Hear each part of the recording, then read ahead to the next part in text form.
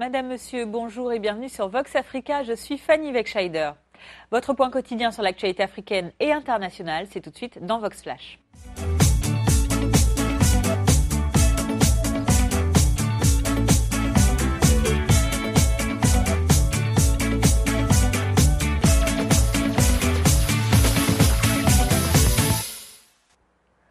Ouvrons notre journal de ce mardi 9 février au Burkina Faso. Hier, depuis Ouagadougou, le parquet du tribunal militaire a assuré ne subir aucune pression en ce qui concerne une levée éventuelle du mandat d'arrêt international qui a été lancé le 8 janvier dernier contre Guillaume Soro. Pour rappel, le président de l'Assemblée nationale de Côte d'Ivoire est accusé d'être impliqué dans un coup d'État manqué du 17 septembre dernier contre le gouvernement de transition du Burkina Faso. Accusation notamment issue d'enregistrements téléphoniques pas encore authentifiés. Alors si le procureur burkinabé, le lieutenant-colonel Norbert Koudougou, a tenu à clarifier hier la situation en conférence de presse, c'est que de nombreuses rumeurs font état de pression du pouvoir politique sur le juge d'instruction, et ce dans le but de lever ce mandat d'arrêt. Le lieutenant-colonel Koudougou l'a rappelé hier en conférence de presse, le juge d'instruction travaille en toute indépendance. Je vous propose de l'écouter. On a eu une convention bilatérale avec la Côte d'Ivoire qui prévoit la possibilité d'extradition des nationaux. Mais on laisse libre choix à l'État requis de juger son national s'il ne veut pas l'extrader.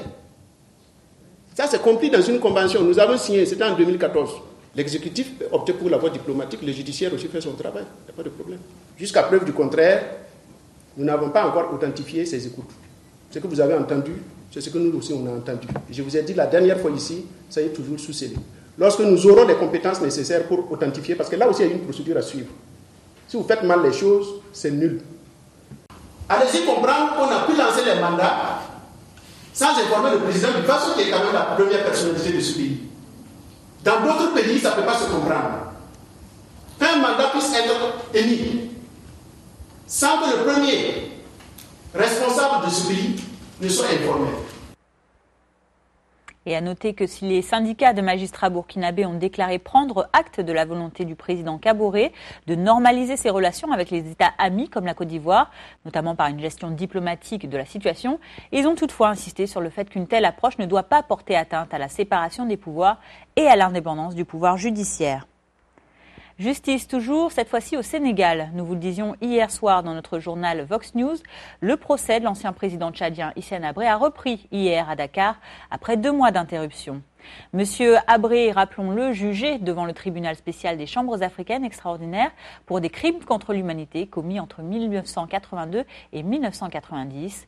Hier, les avocats des parties civiles représentant les victimes se sont exprimés, jugeant qu'Hissène Habré exerçait, je cite, un droit de vie et de mort sur son peuple et qu'il s'était substitué à Dieu. Lors de ces plaidoiries, le premier avocat à s'exprimer au nom des parties civiles, le Sénégalais Maître Yaré Fall, a résumé le contenu des dépositions des victimes. Pendant sa présidence, M. Habré n'a pas empêché, selon lui, ni sanctionné les crimes commis, alors même qu'il en était informé.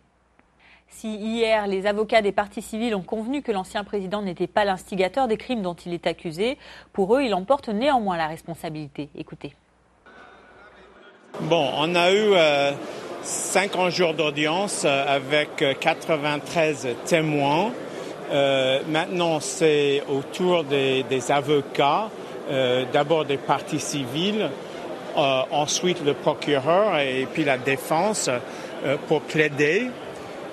Et puis les juges nous ont dit qu'ils auront une décision avant le fin du mois de mai. Donc cette semaine, en fait, c'est les résumés. Donc évidemment, les parties civiles plaident la culpabilité de Hissène Habré. Pour les parties civiles, Hissène Habré est l'instigateur des crimes qui ont été commis. Il a même participé à certains crimes lui-même. Et s'il n'était pas l'instigateur, il en porte la responsabilité comme le supérieur qui n'a rien fait pour empêcher que des crimes soient commis par ses subordonnés. La défense, comme vous le savez probablement, on a eu l'occasion donc de le déclarer, entendait plaider non coupable, bien sûr, convaincu donc de l'innocence du président Habré relativement aux crimes allégués, à savoir donc les crimes contre l'humanité, les crimes de guerre et les crimes de torture. Nous avons toujours estimé que l'accusation qui a la charge de la preuve des faits allégués ne les a absolument pas démontrés tout au long du procès. Restons en Afrique de l'Ouest, direction maintenant le Nigeria. Plusieurs milliers de travailleurs étaient rassemblés hier dans les rues d'Abuja ainsi que de Lagos. Les manifestants protestaient contre une mesure du gouvernement qui augmentera de 45% le prix de l'électricité.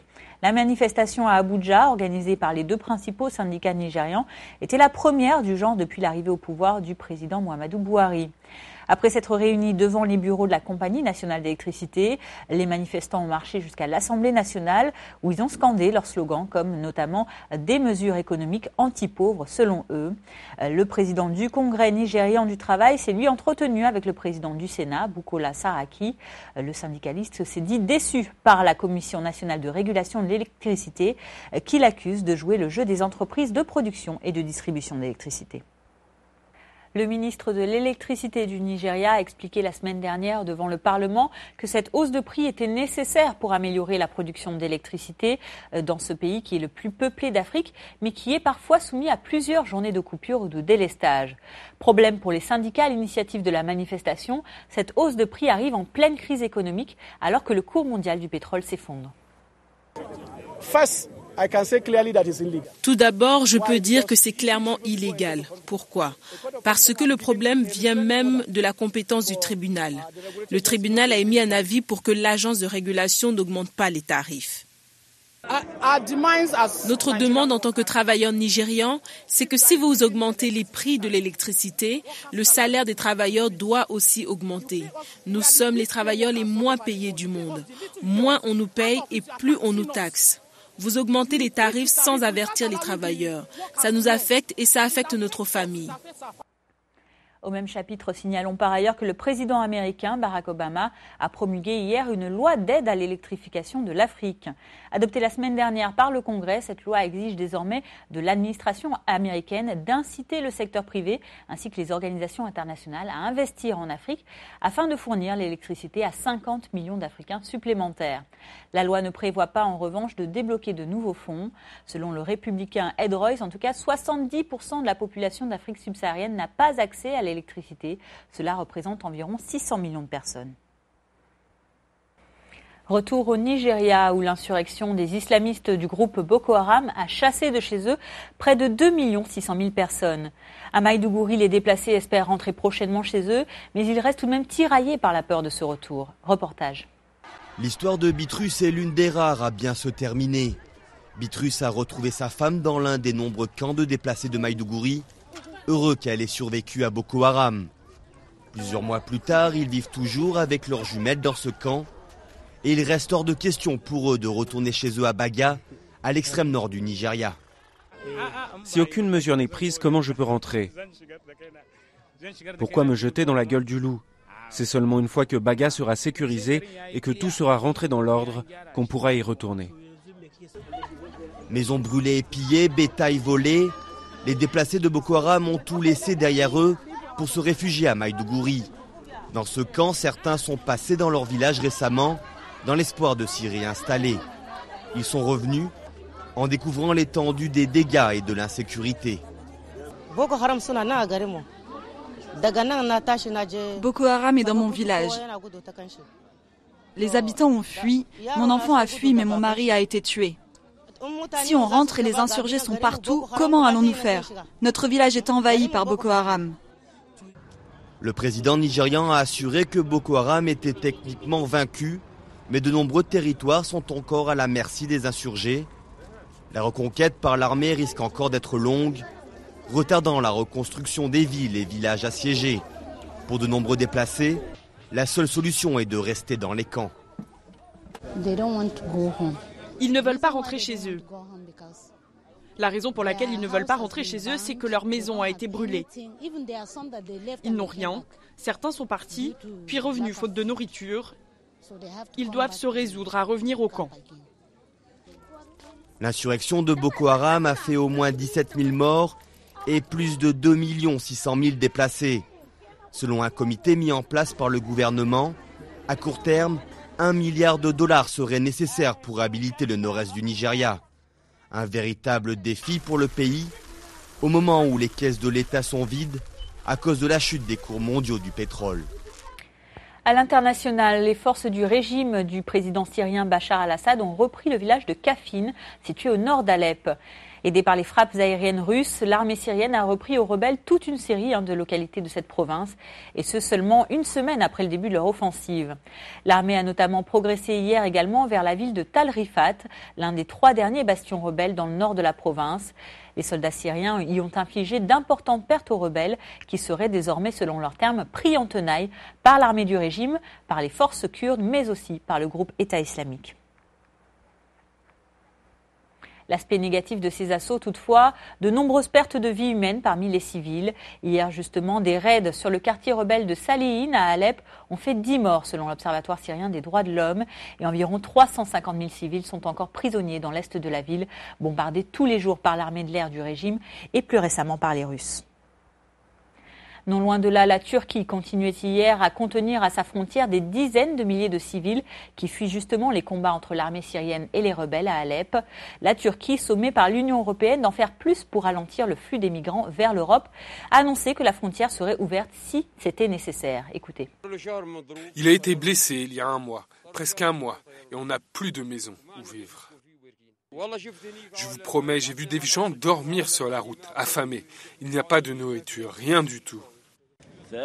En tant que musulman et membre de l'armée syrienne libre qui représente tout le monde ici, j'espère qu'on va pouvoir traverser la frontière, pouvoir aider les combattants là-bas. Et retour en Afrique pour clore ce flash information. Hier, la capitale congolaise Kinshasa accueillait le retour de ses grands héros, les Léopards, qui, on vous le rappelle, ont été vainqueurs du championnat d'Afrique des Nations de football.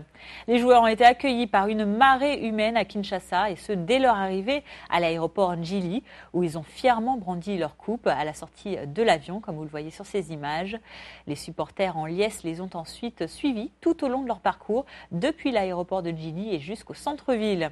La sélection et le trophée ont ensuite été accueillis vers midi par le président de l'Assemblée nationale, et ce après leur retour de Kigali, où on vous le rappelle, ils ont battu le Mali 3-0 un dimanche lors de la finale du Tchad. Dimanche, un communiqué du président congolais Joseph Kabila, qui a été lu à la télévision nationale, invitait par ailleurs particulièrement les Kinois à réserver un accueil chaleureux et triomphal aux Léopards. Un message en tout cas très bien entendu par les habitants de Kinshasa. C'est la fin de ce Vox Flash du mardi 9 février. Merci à vous de l'avoir suivi. J'aurai grand plaisir à vous retrouver demain, mercredi, pour votre point quotidien sur l'actualité. En attendant, je vous souhaite une excellente journée. Très bonne suite de programme sur Vox Africa.